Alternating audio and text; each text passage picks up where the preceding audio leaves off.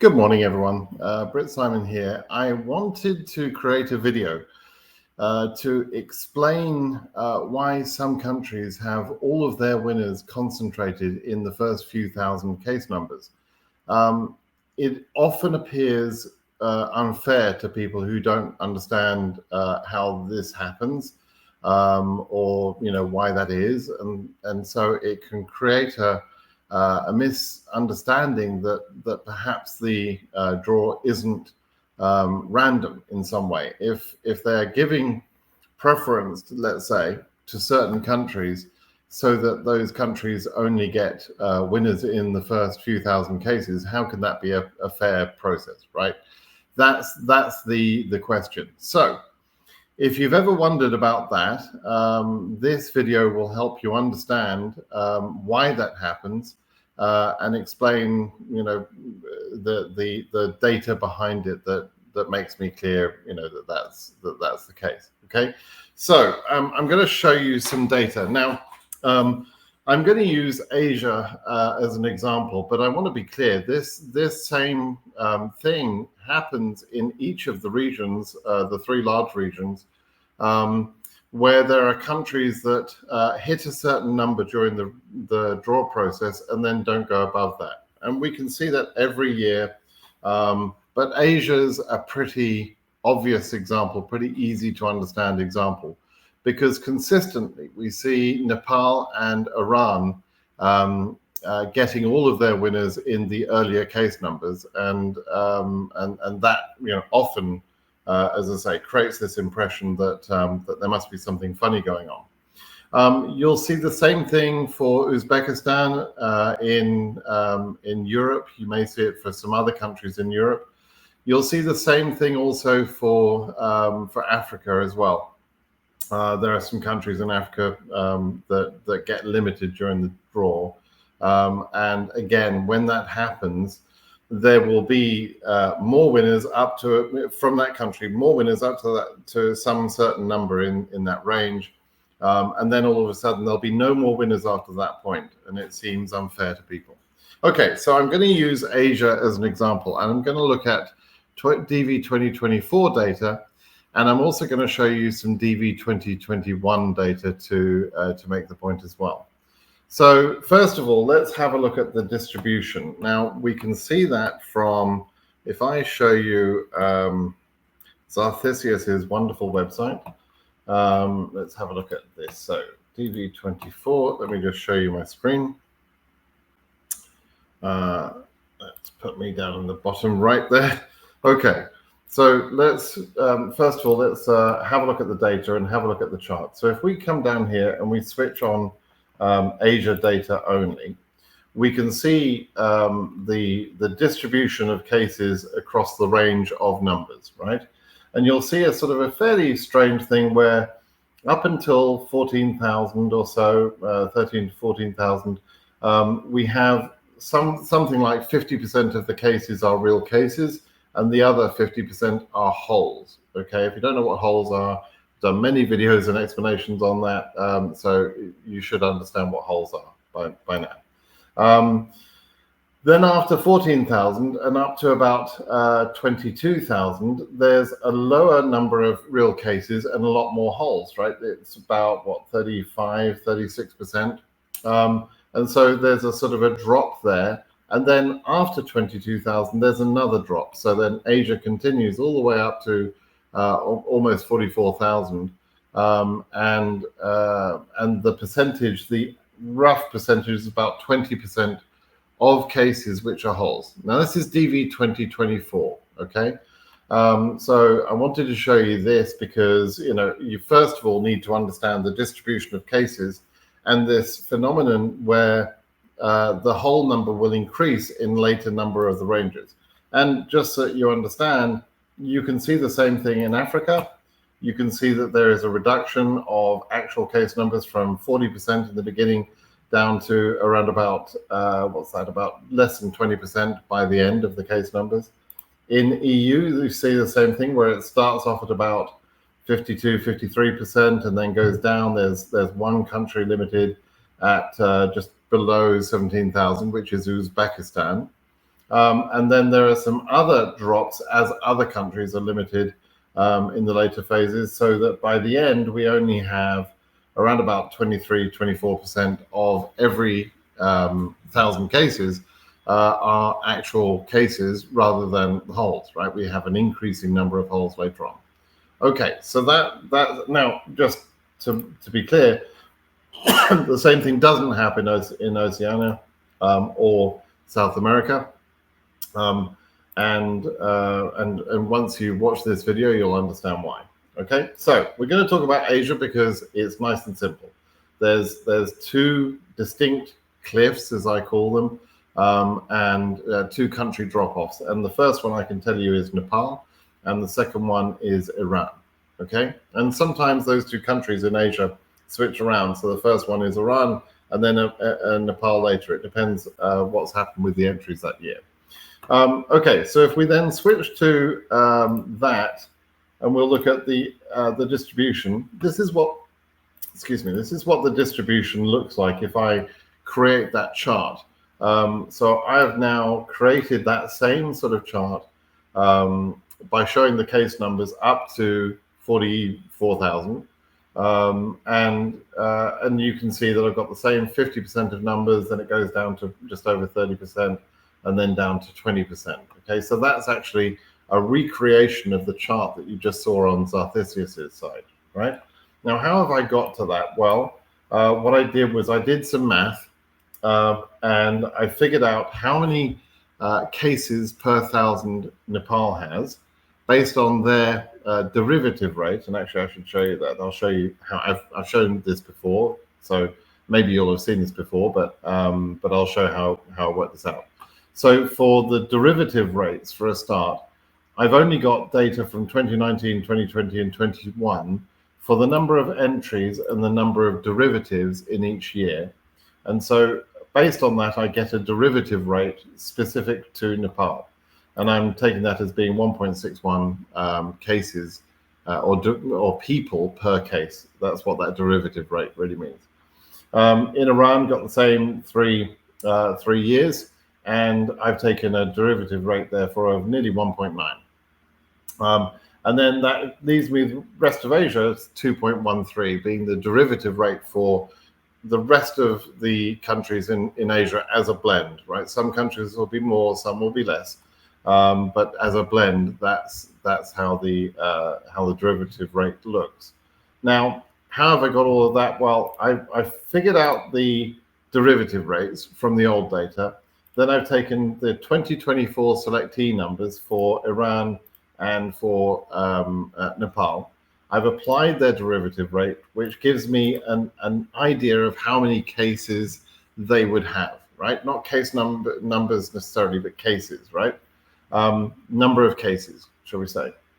And so we know that there is something like 2,395 cases for Nepal if the derivative rate is the same and the number of selectees is the published figure. And so all of those happen in the first 14,000 case numbers. So we can get from that, we can, I think 13,000 actually. We can get from that a number of cases for Nepal per 1,000, which is 184 cases per 1,000. Same thing for Iran, 122, and then should be 207 for the rest of Asia. Let me just update that in my model here. This should be 207. Okay. All right. So there's my model where I'm gonna show you now the unlimited version of this. Now, so if 184 cases come in every 1,000 up to case number 13,000, then that number of cases, and this is an average, adds up to 2,392, right? Which is the correct number of cases that Nepal would have. And then Iran would have 122 cases on average per 1,000 cases, and again, up to about 22,000, right? And then that means the rest of Asia have the remaining 207 cases, and there are starting whole number of 487. Now, what happens is in the draw, when Nepal and Iran get to a certain number, which you saw the number of derivatives selectees they have. Nepal got to 3863 people, or 2395 cases, and someone at the government said, we're not going to take any more cases from Nepal, right? So they would have been drawing cases from a big hat, and they at some point they have enough cases from Nepal, and the next one they draw from Nepal, they say, no, we're disqualifying that. And they draw another one, and it's also from Nepal, and they say, no, we're disqualifying that, right?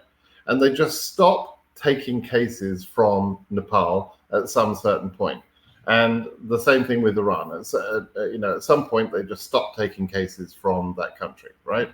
And that's because they feel they've got enough selectees in order to meet the possible cap, the 7% possible cap, and they don't want to take any more, right? They feel like there's no point in drawing more. Now, we can argue about whether that's a fair thing to do or not. It's kind of, it's sort of cruel to be kind in a sense. If you didn't do that and you continue to draw in cases from Iran, you would have, many more cases, as I'm about to show you, which gives those people the impression that they're going to be able to process their cases, and in reality, they're not going to be able to. And so they're doing this, and I'm not quite sure how they've justified this in the law. I've found no place in the law that justifies this position, but it does happen. So, so it's quite interesting how they do that. But nevertheless, that's what they do. So they just stop taking cases. Now, this gives us an idea of how many selectees actually entered, or how many entries entered the lottery. What this tells us is that 18.4% of every entry was from Nepal, and 12.2% was from Iran within the region of Asia. Okay, and then 20.7% of every entry was from the rest of Asia. And then there are a bunch of entries we don't know where they came from, but they were disqualified as part of the overall process anyway, and so they created holes, right? And so we then know the percentage that we could apply, and if we assume that those artificial limits weren't placed on the on each of those countries, Iran and Nepal, how many cases would they actually get? Well, we can do that very simply. We can assume that Nepal would continue to get its 18.4% of cases right up to the highest cutoff. That would be up to 43,000, and we could assume that 122 cases from every 1,000 cases would continue from Nepal, and so that our chart would look like this. We would still have nearly 50% holes, but we wouldn't have a decreasing number. It would look, if I smooth it out, it would look more like this, right? Now, if that were the case, then we would have, let me just sum these up a second. We would have 7,912 cases from Nepal, and there would be, let's say, 5,246 from Iran, and 8,901 from the rest of Asia, which is about what we've got from Asia, right? And if we then put in the derivative rates, I think it's 0.61, 1.9 for Iran, and 2.13 for the rest of Asia. We would then see, okay, well, so how many, if we do a little bit of math here and we say that multiplied by the derivative rate, excuse me while I do this, I could have done this before, but I probably should have done. So then we would have 12,738 selectees from Nepal and 9,967 from Iran, right? Along with, and if we take it across, we've got about this, 18,959 from the rest of Asia. In fact, we have, from the rest of Asia, we have about 19,000, right? So instead of the 5,000 and 3,800 numbers that we've got for Iran and Nepal, we would have significantly more selectees, if this limit weren't artificially applied to Nepal and Iran, right?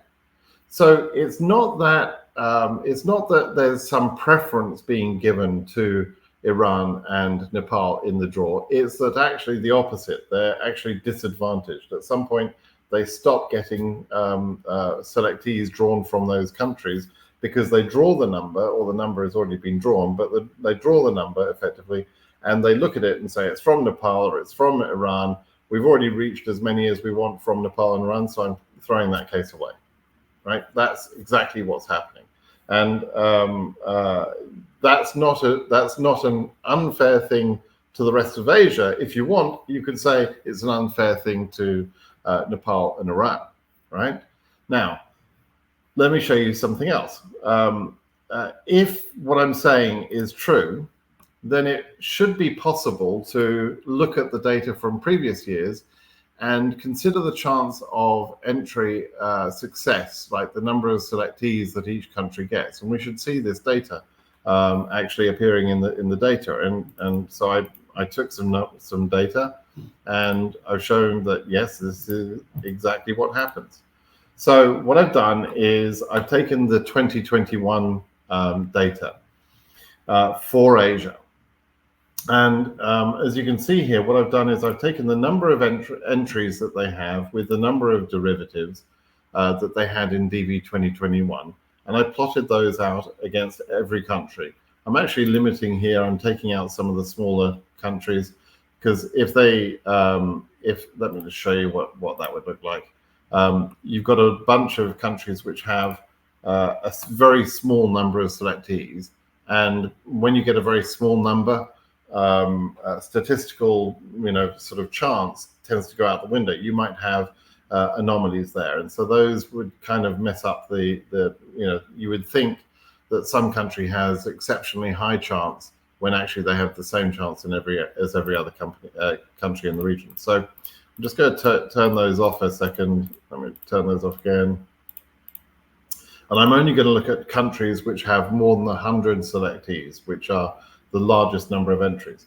Now you can see that Iran in DV 2021, for example, had 404,000 entries with 355,000 derivatives on those entries, right? That was roughly 10 times more than Cambodia, right, who had 46,000. And so how many selectees did each country get? Well, Cambodia got 1,174 selectees, and in DV 2021, Iran was limited at 6,001. In that same year, you can see Nepal was limited at 3,801, right? So they always limit them around about this level. Limits are applied to any country, something between 5,000 and 6,000. And then for Nepal in particular, they tend to go at about 3,800. And you can see this consistently every year. You'll see limits being applied like that. So Iran had 10 times more entries, but only had 5 times more winners. Why is that, right? Same thing with Nepal. Nepal had more entries than Iran. It had 421,000, right? With less derivatives, the derivative rate is lower, but nevertheless is a lower, much higher number. Now, compare that to this country, for example, Afghanistan. Afghanistan had 60,000 entries and got, if you want to consider that in terms of cases, they got 1,000 cases from 60,000 entries, right? So their chance of selection in that year was something like 1 in 60 of every case that was entered, right? Nepal had 2,300 cases from 400,000, right? So their chance of selection is way lower. It's like 1 in 200, okay? Now, I've actually plotted the chance of selection here, and you can see that fairly consistently, if you look at after the first 2 rows, Nepal and Iran, you can see fairly consistently the chance of selection is in the sort of 1.8, 1.9 range. There's a couple of countries which have slightly lower chance of selection, and those are countries that have a slightly higher rate of entry rejection. But the lottery draw rules say that every country within each region has the same chance of selection as every other country within that region, right? And so these numbers all show a consistency because the same rules of a lottery, the same chance of a lottery was applied to all of those countries. And it was also applied to Iran and Nepal as well, but their chance of selection is way lower. It's almost, it's almost 75% less, than the country Burma, for example, which had in that year the highest chance of selection. So they all start out at about 2%, roughly. Then there are reasons where some countries have rejections. This is DV 2021, right? But some countries have rejections of their entries. Perhaps people in that country are doing more fraud. Perhaps people in that country are not very good at taking photographs, etc., and get more rejections for that. Those sort of rules will be applied. But you can see that the two countries that stand out like a sore thumb as having less chance is actually Nepal and Iran, and it's exactly the same. Exactly the same reason as I showed you in the DV 2024 data. Okay. So I'm hoping then, and if I just sort of wrap this up by showing you, by the way, I can show you the same thing that I showed you before. If I just show you here, if I look at, let's go back to the menu. If I look at DV 2021 data and I show you Asia, how Asia looked. Can I do that here? I think I can, yeah. Slightly different way of doing it. Okay, so there's the picture for Asia. You can see that there were, again, similar to this year, there was two cliffs, which happened in that year at sort of 9,000 and something. I think it was 9,600 from memory, which was Nepal. And then Iran cut off at some point just under 20,000. And the same sort of distribution of cases as we see in DV 2024. Same thing happened. Even though Iran and Nepal had many more entries than other countries, they actually ended up with not the number of selectees they should have got because of this artificial limitation on the draw. Okay, same thing can be seen in the other two big regions. This is consistent. I've been doing DV lottery for over 10 years now, and this behavior has always been there. It's not a new thing. I'm just explaining, how this works for those of you that may feel that Asia is unfair in some way because it's giving more selectees in lower number ranges to Iran and Nepal, when in fact the reality is those two countries have less chance of selection because of this artificial limit that's placed on them. Okay. Now, I'm hoping that was useful for you. I'm hoping you're enjoying video content like this. If you did find this interesting or useful, would you do me a favor? Give me a thumbs up, like on this video, and also subscribe to my channel and make sure you've got notifications turned on. I do plenty of videos where I do live question and answer sessions. So if you've got a question about DV lottery, you can just come on one of my live sessions if you're being notified about that, and you can ask me that question live and I'll answer the question. If you also, if you can't go on one of those lives, you can send me a question at BritSimonSays.com, BritSimonSays.com.